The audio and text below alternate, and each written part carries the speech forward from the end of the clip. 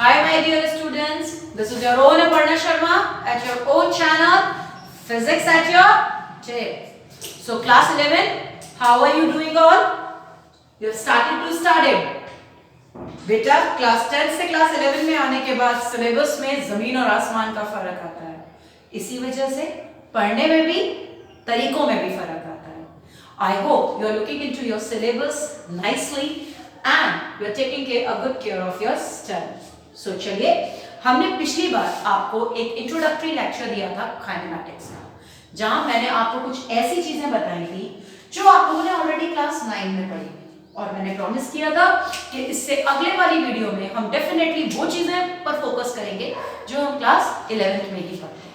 ठीक है, तो चलिए हम शुरू करते हैं. शुरू आज भी हम पुराने टॉपिक से करेंगे, लेकिन फिर हम आगे बढ़ेंगे. आज का हमारा सबसे बड़ा पहला टॉपिक है स्पीड. मैं खाली स्पीड लूंगी. What is the speed? Speed is distance covered by the body per unit time. Distance covered by the body per unit time. Speed के कुछ properties जिनमें मुझे कहना चाहिए, साथ में velocity भी पकड़ लेते हैं. क्या difference है साथ के साथ पढ़ेंगे. अब velocity is equal to displacement of the body per unit time. ठीक है, अब डिस्टेंस और डिस्प्लेसमेंट में जितने फर्क हैं वो सारे फर्क स्पीड और वेलोसिटी में दिखाई दे जाते हैं. Speed is distance upon time, velocity is displacement upon time.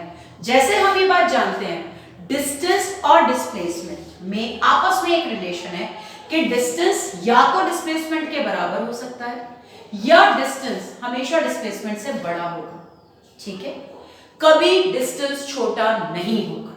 उसी तरीके से speed can be greater than or equal to velocity but can never be smaller than velocity. Is that clear? Second, distance scalar quantity है, displacement vector quantity है.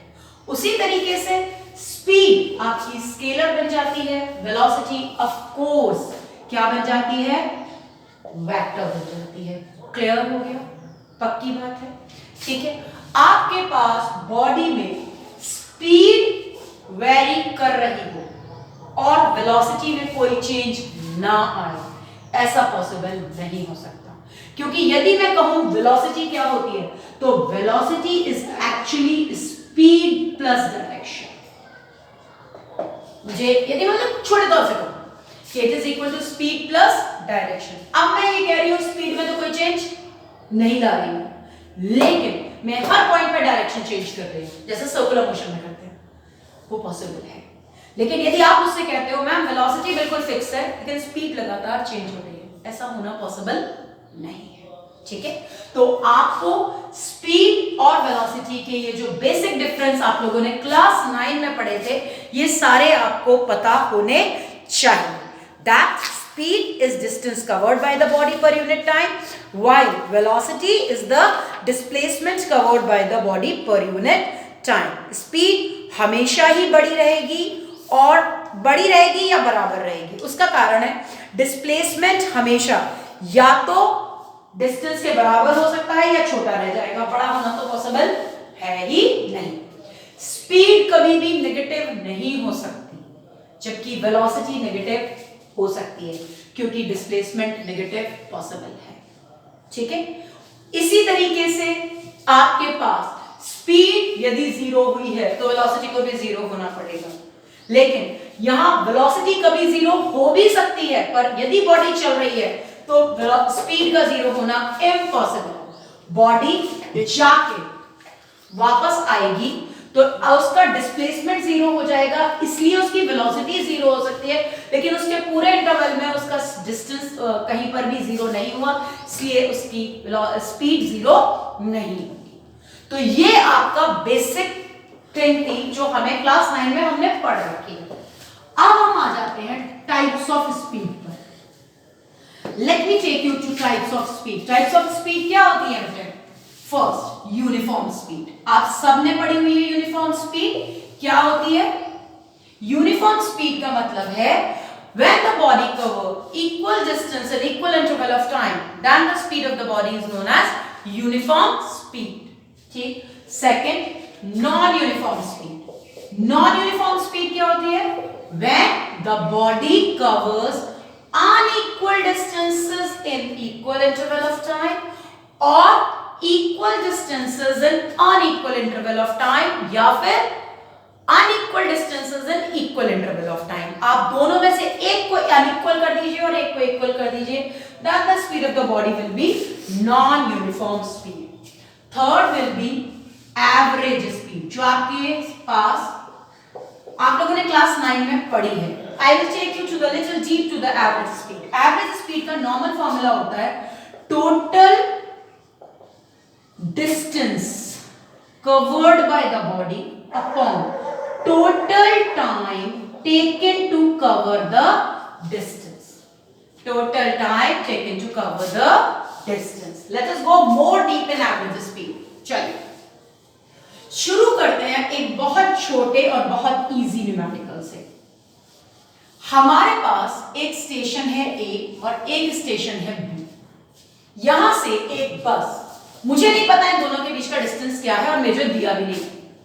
एक बस start होती है point A से जो 40 किलोमीटर पर आवर की speed से दौड़ती हुई जा रही है स्टेशन बी की तरफ. ठीक है, वहां पहुंची, उसने पैसेंजर्स अनलोड किए और उसके बाद वही बस बी पॉइंट से ए पॉइंट की तरफ भागी with the speed of 50 kilometre per hour. Right. अब ऐसे में यदि मैं आपसे पूछूं what will be the average speed? What will be the average speed? तो ऐसी कंडीशन में मेरा फॉर्मूला बनता है total distance upon total time. यहां सोचिए बेटा कैसे करेंगे. इन दोनों के बीच का डिस्टेंस पता नहीं, टाइम पता नहीं, कैसे करें. और दोनों फॉर्मूले में ले दोनों चीजें दे रखी हैं. तो ऐसे में थोड़ी देर के लिए ये मान लीजिए कि इन दोनों स्टेशंस के बीच का डिस्टेंस इज x. तो जाने में लगा हुआ time will be x upon 40 hour. Correct. Distance upon speed. आने में लगा हुआ time will be x upon 50 hour. अब यदि मैं आपसे बात करूं मुझे एवरेज स्पीड निकालनी है तो टोटल डिस्टेंस मेरा कितना हो गया जाने और आने का. राइट. 2x. और इस काम में मुझे टोटल टाइम कितना लगा जाने और आने में? t1 plus t2. तो do it. 2x upon x upon 40 plus x upon 50. होता क्या है जब हमारे बच्चे सॉल्व करना शुरू करते हैं तो इसे एक वेरिएबल x को देख के ऐसा लगता है कि अब सॉल्व कैसे होगा, लेकिन शायद मेरे इस एक्सप्रेशन को कंप्लीट करते ही आपको समझ में आ गया होगा कि एक्चुअली आपको x की जरूरत कभी पड़ेगी ही नहीं. राइट. अब आप क्या करेंगे? मेरे हेल्प की जरूरत है या कर लेंगे? आई होप आप कर लेंगे. 200 will be LCM. So this is going to be 5 plus 4. ये करते ही x कट जाएगा. You will have 400 upon 9. तो क्या आ जाएगा? 9 4 36. 9 4 36. इतना kilometre per hour. Right. This is how you can calculate average speed. Fine, children. Now you will do more numericals based on the same topic, and you will get back to me if at all you face any problem after doing such type of questions from your any of the book or your refresher. If at all you face any problem, please put it into the comment box. The problem will be solved within 24 hours. Fine. Last but not the least, the topic of today's video is instantaneous speed. Instantaneous speed का मतलब होता है, आजकल पता है digital scooters आ गए हैं. यदि आप स्कूटर चला रहे हो तो आपके स्कूटर पे हर समय आपके स्कूटर की उसी समय की एग्जैक्ट स्पीड दिखाई दे रही होती है. उस एग्जैक्ट स्पीड को हम कहते हैं, we call it as right instantaneous speed. That is the speed of the moving body at that particular instant is known as instantaneous speed. So children, let me take you to the instantaneous speed. Instantaneous speed में हम आपसे कहते हैं instantaneous is equal to limit dt tends to 0 dx upon dt. मतलब small distance covered in a very small time will give me the instantaneous speed of the body. Fine. यहां पर आपके बहुत काम आएगा आपके मैथमेटिक्स से करा हुआ डिफरेंशिएशन. उस टॉपिक को मैं एक क्विक रिवीजन दे रही हूं. d over dx x to the power n is equal to nx to the power n minus 1. जिन बच्चों को इस फॉर्मूले में दिक्कत है और वो नहीं जानते ये formula, please do put it in the comment box. I'll put a separate video of differentiation so that you can understand this way. But today I am only going to explain you how to calculate the instantaneous speed, children. Now in this condition, यहाँ पर सबसे पहले तो इस word को समझो, limit dt tends to 0. dt इतना छोटा टाइम है जिसे काउंट करना भी पॉसिबल नहीं है और इग्नोर करना भी पॉसिबल नहीं है. आप उस टाइम को इग्नोर भी नहीं करोगे और छोड़ भी नहीं और काउंट भी नहीं कर सकते. That is such a very small time, इसीलिए कहते हैं इंस्टेंटेनियस. फाइन. तो ऐसे क्वेश्चंस में आपको दिया जाता है generally, if the distance covered by the body is given by the expression 3t square plus 2t plus 4, then calculate its instantaneous speed at t is equal to 2 second. Right? तो आप यहां पर instantaneous पे काम करने जा रहे हो, इसीलिए it will be dx upon dt.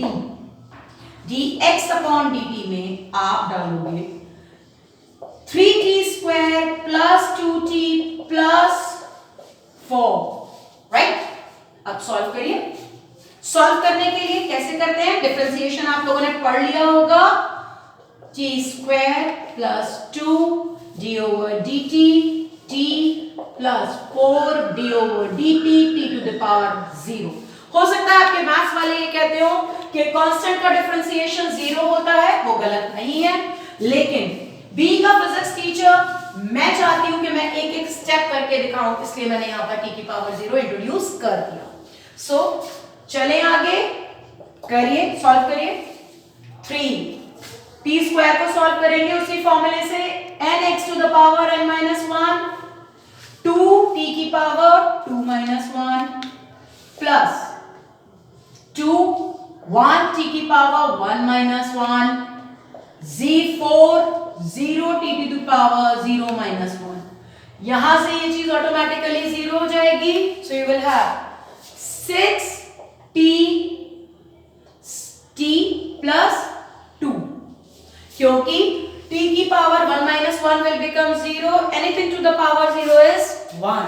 So in that case, अब मुझसे कितने टाइम पे पूछा गया है? 2 सेकंड पे. Substitute the value. Speed instantaneous at t is equal to 2 second will be 6 into 2 plus 2. That is equal to 14 meter per second. Right? So in parallel to this, please do try with the questions of the definitions of uniform velocity, non-uniform velocity, average velocity as well as instantaneous velocity. You will definitely be able to do the same questions very easily for velocity also. If at all any problem, again I am telling you children, I am here only to help you. So please, if you face any problem, then please do put your problems in the comment box. Your problems will be resolved within 24 hours. If you like this video, then please do subscribe my channel and press a like button. These videos are only meant for the basic learnings of class 11. So please do watch them seriously. If you will not learn them, just watch them. Do not write them. Please watch them carefully. You will be able to clear with the concepts of your basic concepts. so that you can go on for your higher studies, higher competitive studies. So children, take care of yourself till we meet next in the next video. By the time, stay safe, stay at home.